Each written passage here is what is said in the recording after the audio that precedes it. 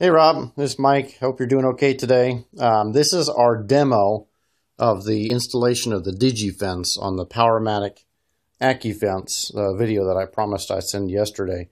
So basically, the digital scale is mounted up underneath the bottom on the very far end of the fence. And you'll notice mine's a demo. This is not a real table saw. Our real table saw is buried in our show equipment in the back.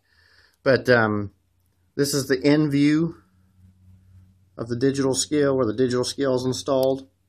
You'll notice right away that my digital scale is a little bit different than yours. Mine is green in color. Yours is blue. That's fine.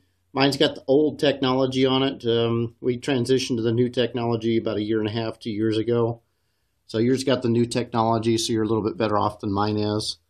Here's a little bit better detail of where the sensor is. You'll also notice that my sensor is gray, and I think yours is probably black. Again, that's because you've got the new style, I've got the old one. But you see, for my particular fence, this is about how things work for the number of spacers and washers and so on that are used on this aluminum plate. Yours will no doubt be different. I've never seen two saws in a row that were exactly the same.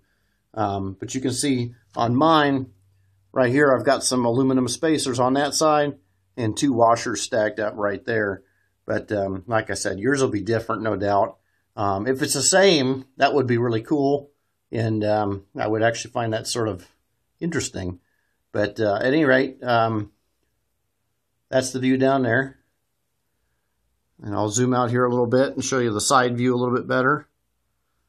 Okay. I'm going to come back up here. And we'll look at the installation there in a little bit more detail. So that's how we get that whole thing installed. And you're right. The way we did ours, we put the Allen head on the inside and therefore needed an access hole to get the wrench through. But if you put the nut on the inside and the bolt on the outside, I think it'll work just the same. The other thing we talked about yesterday was the bracket and how it might hit your hand.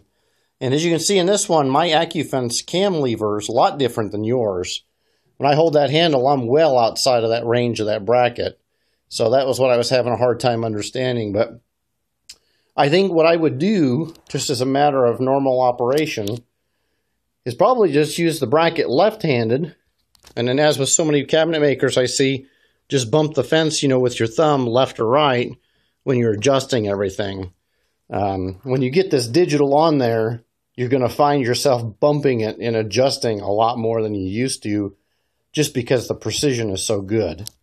But as long as I'm shooting the video, I wanted to show you one more thing, and that is the way that the digital readout is calibrated. And so again, this is a demo. It's not a real table saw, so there's no blade. Clearly the blade would be right over here, though, if it were a real table saw top. And so there's a couple of different ways you could calibrate. And one is that you could just unlock the fence, move it to the left till it touches the blade, and hit the 0 button. And it turns out that's a pretty bad way to calibrate. It will work, but it won't be nearly as accurate as the other way I'll explain. The other way that would be that you would take your fence and you put a piece of scrap material in here. Obviously, this would be something nice and square. Maybe do a couple of cleanup cuts first. But you put this material in here up against the fence. Move that up against the blade. Turn the machine on. Run it through. Then you're going to take this cut piece. Measure it with your digital calipers to determine the width exactly. And let's just say that that was 2.5 inches. And once we got that measurement, we come back over here to the digital readout. You press the plus key. You notice it starts counting up a little bit slow at first, but then it speeds up. And so I'm just going to keep tapping that plus key until I get to 2.50 inches. So for example, if that one, we measure it with our caliper 2.5, we set the readout to 2.5, and that's it. And the real beauty in doing it that way is that it compensates for anything that your blade's actually doing while it's cutting. If the blade's wobbling a little bit, or if you got one tooth that's a little bit thicker than the others, it's accounting for every variable all at once. Whereas if you just move the saw up against the blade, you miss that variable. So that's not good. But anyway, here's the video. And look forward to hearing how you made out on the rest of it. Give me a call back, shoot me an email, whatever you want, and we'll go from there.